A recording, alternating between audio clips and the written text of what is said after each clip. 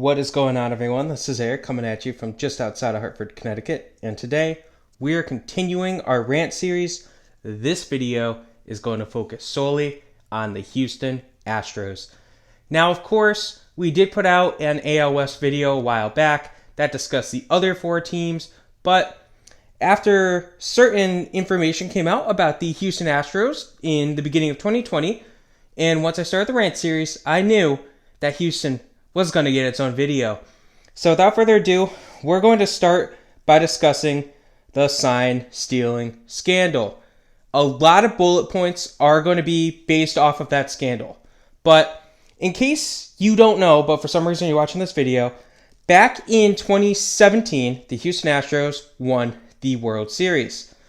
And in the beginning of 2020, a report came out from former Houston pitcher Mike Fiers that the team was stealing signs. Now, teams always steal signs. There's people in the dugouts that watch and try to figure out what the pitcher's sign is. And if you could do it, good. Tip off your first base coach. Tip off the third base coach. But you cannot electronically steal signs. That is what the Astros were doing. And what they would do is they would steal the sign. They would have video cameras focused on the pitcher and the catcher. They would steal the signs, and then they would go and bang trash cans and other things, or they would whistle. And trust me, there's numerous videos out there that you can watch that show something happening. And what they would do is if it was a fastball, they would bang the trash can. So you would know, okay, fastball. Off speed, you wouldn't hear anything, so you wouldn't chase it. And that's exactly what they did. And of course, the setup worked much better at home. So if you look at the numbers, you'll see that the Houston Astros had much better home records than road records. Specifically, if you look at their offensive players. You'd see guys who'd have 30 percentage points more for their average at home than on the road. And that's a little bit of a red flag right there. Granted, unless you're Colorado.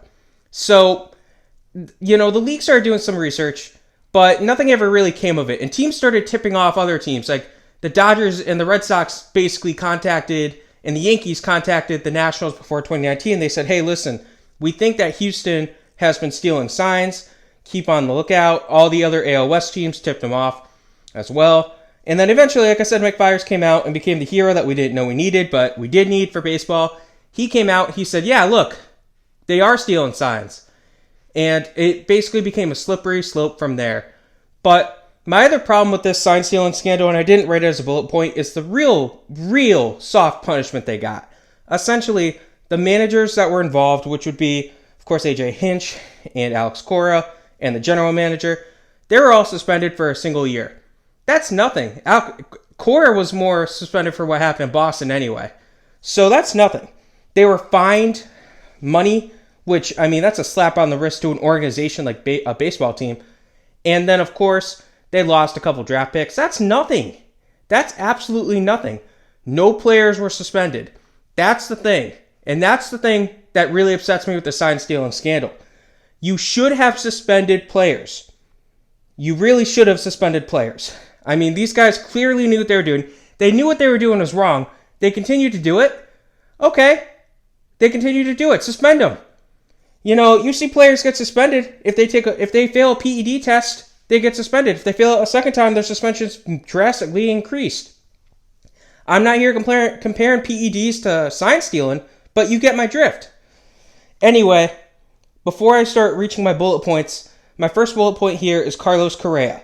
So I don't mind Correa as a player, and I'm aware that he's not an Astro anymore. But basically, the problem with Correa, probably not an Astro anymore, but the problem with Correa is pretty simple. His interview with Ken Rosenthal after the sign stealing scandal.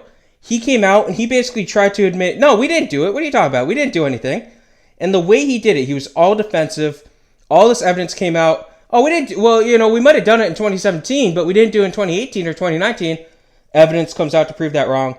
Well, that's just from 2017. He just basically kept digging himself deeper and deeper and deeper and deeper into the hole. Now, it's kind of irritating when a player does that. But then he would kind of consistently plead for other people like, oh, no, it wasn't, it wasn't this. One player that he constantly defended was Jose Altuve. Now, don't get me wrong. I'm a fan of Altuve. I like Altuve. But I don't know. It's heartbreaking. The whole, he hits a homer and they want him to take his shirt off, and he goes to and he stops, and then he says after the fact, he comes up with different excuses. One of them like, oh, I have a bad tattoo.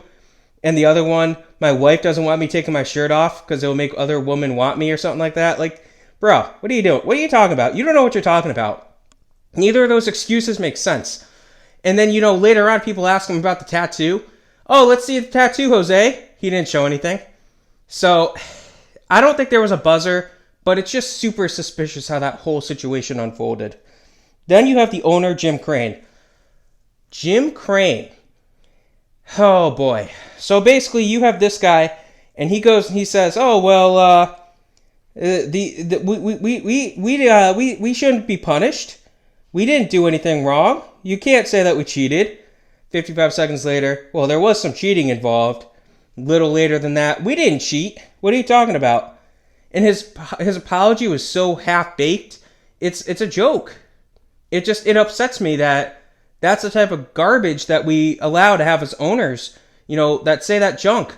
You look at other owners in other leagues and stuff, if they said something like that with a stealing or cheating scandal, they'd be suspended. They'd be fired. They'd be forced to sell their team. So, yeah. Next, we have, speaking of ownership and innocence and all that, AJ Hinch and Jeff Luhnow pleading their innocence. So, of course, Hinch was the manager. Luhnow was the GM. And these two guys constantly would say, we didn't do anything wrong. We didn't do anything wrong. We didn't do anything wrong. There was no cheating. We had no knowledge of this. First things first, Luhnow, one of his assistants was the one who literally did the sign stealing scandal. It was one of his interns. You damn well knew what was going on. Hinch, how do you not know what's going on? This is your team. They're literally banging the trash cans behind you. You don't have the common sense to say, oh, hey, every time, I hear a trash can banging behind me, all of a sudden there's a hit. No, you knew. Both of these guys knew. The fact that Hinch was able to get a job shortly thereafter, prior to 2021, upsets me. So, then you have censoring fans. So, if you went to a Houston game in 2021, or if you went to a preseason or spring training game in 2020 when fans were allowed to go, the Astros wouldn't allow you to go there and, bring a trash can, or bring a sign of a trash can, or bang on a trash can, or say, like, oh, sign stealing. You couldn't do anything like that. You couldn't go there with a pair of binoculars and pretend to spy. They wouldn't allow that. And I get if it's something that's actually serious, but the fans are paying money to be there. You can't censor them like that.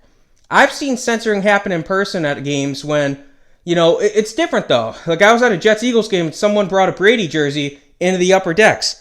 He was wearing it.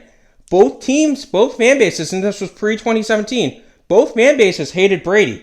So the security came in and they took the guy away because they knew that he was gonna ask for trouble, especially up there in the upper sections. You're asking for trouble. But there's no one's gonna turn on you and say, why are you doing that? The Astros were in the wrong. Everyone knows the Astros were in the wrong. So there's that.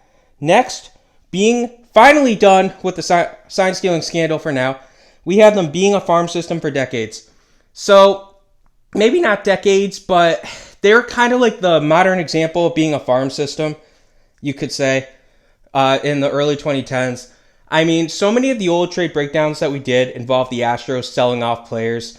So, it's just kind of, it makes you think. A lot of these players that they had, if they started playing well, they would trade them off. I mean, right off the top of my head, Hunter Pence, Michael Bourne, so Roy Oswalt. So there's just a bunch of guys that they would constantly trade. And of course, it ended up helping the Phillies to an extent. Brad Lidge came over and got the World Series win with the Phillies. But it gets annoying too when you're consistently a farm system and you're just an afterthought.